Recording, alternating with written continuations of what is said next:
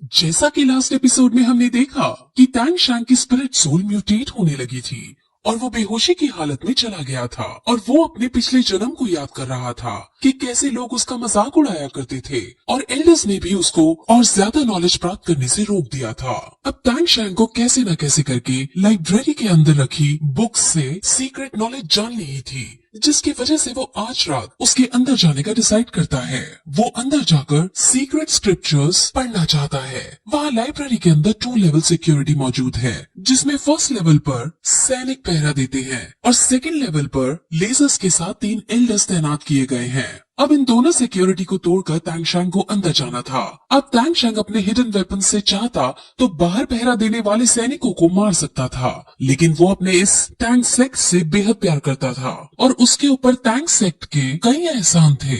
इसलिए वो छुपते छुपाते लाइब्रेरी के अंदर जाता है और फर्स्ट लेवल ऑफ सिक्योरिटी पार कर लेता है। अब वो सीक्रेट स्क्रिप्चर्स को देखता है, जिसके आसपास कई सारे लेजर्स मौजूद हैं और 3 एल्डर्स भी इसकी रखवाली कर रहे हैं। अब टैंग शैंग कैसे न कैसे करके बाहर एक हलचल पैदा कर देता है, जिसको सुनकर तुरंत एल्डर्स उस हलचल की तरफ भाग जाते हैं और टैंग शैंग लेजर से बचते बचाते सीक्रेट स्क्रिप्चर्स को प्राप्त कर लेता है। अब जैसे ही वो सीक्रेट स्क्रिप्चर्स को खोलता है, वैसे ही वहाँ टैंग सेक्ट का एम्परर आ जाता है और उसको बताता है कि दुनिया वालों के लिए यहाँ लेवल 2 की सिक्योरिटी ही है, लेकिन किसी को नहीं पता कि असल में इसके अंदर लेवल 3 की भी सिक्योरिटी है।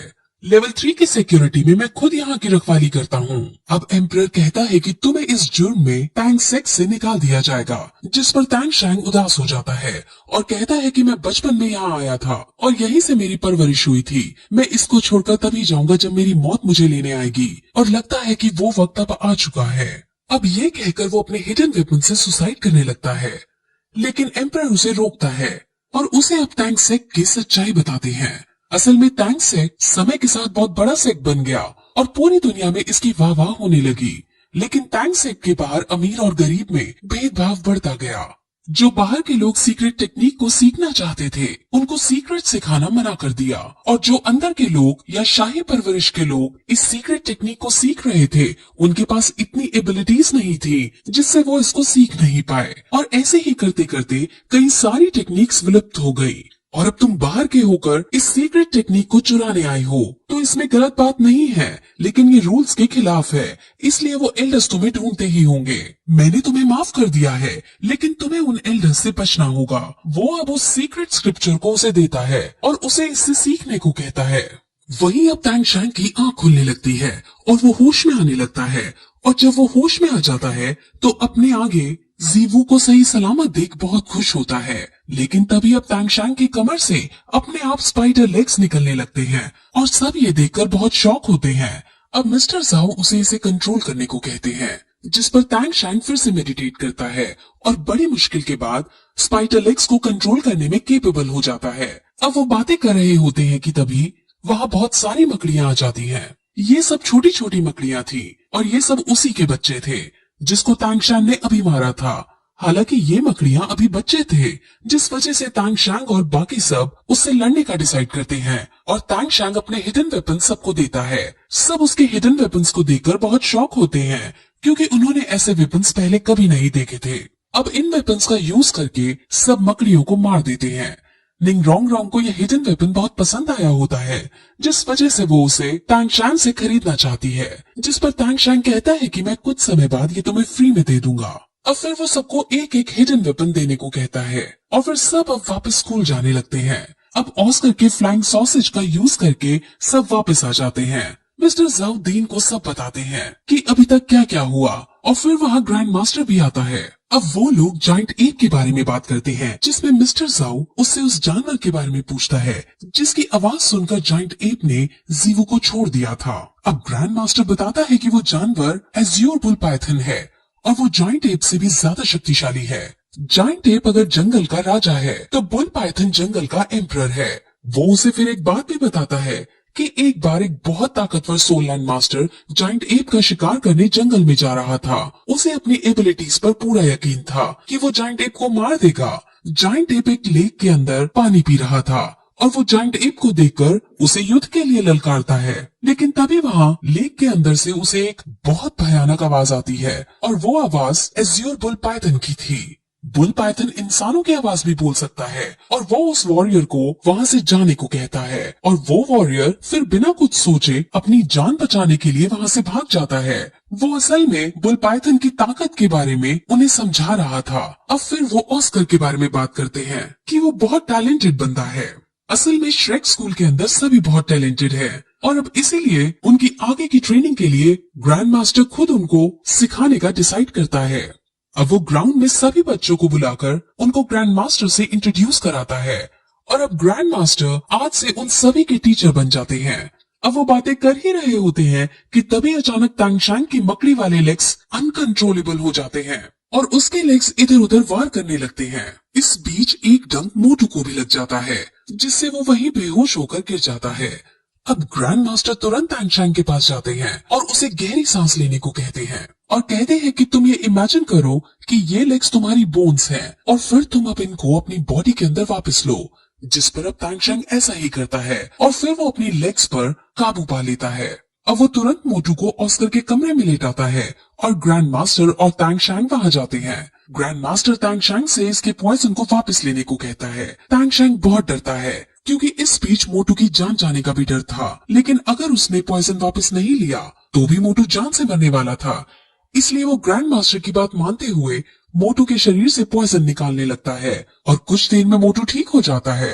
अब तांगशांग बाहर आता है और सबको अपनी कंडीशन बताता है कि शायद मैं अभी स्पिरिट रिंग को संभाल नहीं पा रहा हूँ। अब जीवो और तांगशांग भी आपस में इस स्पिरिट रिंग के बारे में बातें करते हैं। अब तांगशांग ग्रैंड मास्टर से मिलने जाता है जहां ग्रैंड मास्टर उसे उसकी लापरवाही के लिए डांटता है क्योंकि उसने बिना कुछ सोचे समझे बहुत हजारों साल पुरानी मकड़ी को मार दिया था और उसके स्पिरिट रिंग को हासिल करा था। तांगशांग उनसे सॉरी कहता है और कहता है कि वो आगे से ऐसा कुछ नहीं करेगा, जिस पर अब ग्रैंड मास्टर उसकी नई स्पिरिट रिंग की पावर्स दिखाने को कहते हैं, जिस पर तांगशांग उन्हें अपनी ब्लू सिल्वर प्लांट दिखाता है। उसकी ब्लू सिल्वर प्लांट की रिंग बढ़ गई थी और वो ज्यादा स्ट्रॉन्ग हो गई थी।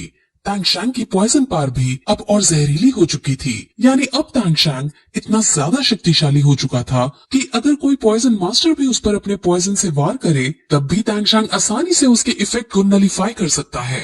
अब तांगशांग अपने दोस्तों के लिए भी हिडन वेपन्स बनाना चाहता था और वो अपने पिछले जन्म की यादों से और सीक्रेट स्क्रिप्चर में जो लिखा था उसकी मदद से अपने लिए कई सारे हथियार बनाना चाहता है जो उसे हर युद्ध में जीतने को मदद करे। अब इसीलिए तांगशांग इस शहर में अपना हथियारों का बिजनेस खोलने का डिसाइड करता है क्योंकि अगर ये बिजनेस चल जाता है तो उसके पास बहुत सारे पैसे आएंगे और पैसे आने से वो अपने लिए अलग अलग तरह के वेपन्स बना पाएगा। अब फिर वो शहर की सबसे बड़ी लोहार की दुकान पर जाता है। वहाँ पर बहुत सारे लोहार हथियार बना रहे थे और सभी बहुत बड़े कारीगर थे। अब तांगशांग मालिक के पास जाता है और कहता है कि वो उसके लिए एक बिजनेस अपॉर्चुनिटी लाया है, लेकिन इसको जानने के लिए उसको प्राइवेट में बात करनी होगी। अब तांगशांग और ओनर एक कमरे में जाने लगते हैं जहां रास्ते में वो उन दो लोगों को जिनका नाम आयरन ड्रैगन और आयरन टाइगर है उन्हें देखता है। वो दोनों असल में ओनर के बेटे हैं और वो यहाँ के सबसे कुशल कारीगर हैं। अब तांगशांग रूम में जाकर उन्हें कहता है कि मैं आपको 100 सोल कॉइन्स दूंगा और आपको मुझे यहाँ एक सीट देनी होगी, यानी मुझे यहाँ अपने औजार यूज करने देने होंगे और मैं उनसे बहुत अच्छे अच्छे हथियार बनाऊंगा जिसे बेचकर जो प्रॉफिट आएगा वो हम शेयर करेंगे। अब उनको ये प्लान बहुत अच्छा लगता है, लेकिन वो तांगशांग पर यकीन नहीं कर पा रहे थे कि ये बच्चा हथियार बना भी पाएगा या नहीं। इसीलिए वो उससे उसकी स्किल्स के बारे में पूछता है, जिसमें जब उन्हें उसकी रैंक 30 पता चलती है तो वो बहुत शॉक होते हैं। अब वहाँ वो दोनों बेटे भी आ जाते हैं और वो तांगशांग को यहाँ देखकर बहुत खुश होते हैं और वो अपने पापा को बताते हैं कि इसकी एक पार्टनर तो हमें जान से मारने वाली थी, लेकिन इसने ही हमको बचाया था और ये बहुत ताकतवर इंसान है।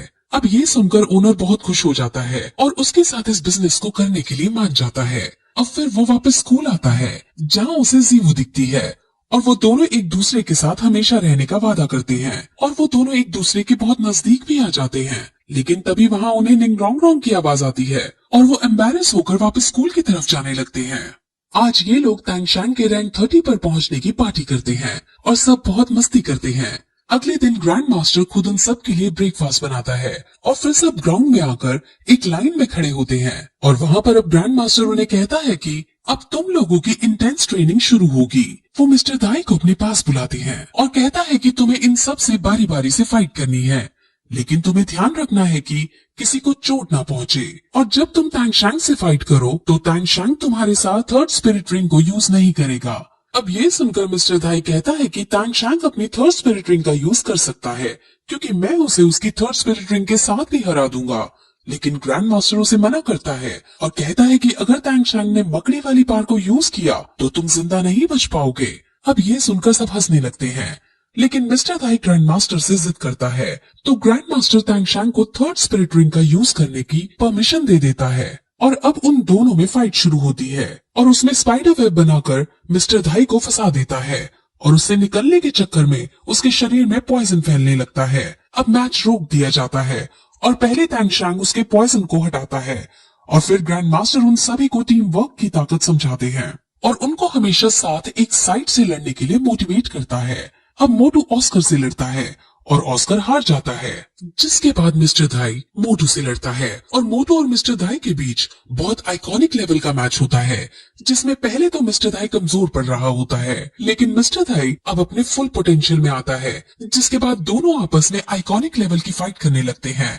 अब उनकी फाइट को देखकर ग्रैंड मास्टर जीवू से अपनी थर्ड स्पिरिट रिंग को दिखाने को कहता है, जिस पर जीवू और टैंग शैंग अब आपस में लड़ाई करते हैं। टैंग शैंग उसे स्पाइडर वेब में फंसाने की कोशिश करता है, लेकिन जीवू बहुत फास्ट है और उसके पास बहुत स्ट्रेंथ भी है, जिस वजह से वो उससे बचती हुई टैंग शैंग पर अटैक करती है और जोर से पकड़ लेती है, जिस वजह से जब टैंग शैंग फिर से स्पाइडर वेब का यूज करता है तो वो दोनों ही अब स्पाइडर वेब में फंस जाते हैं और उनके बीच फिर से बहुत रोमांटिक एंगल बन जाता है।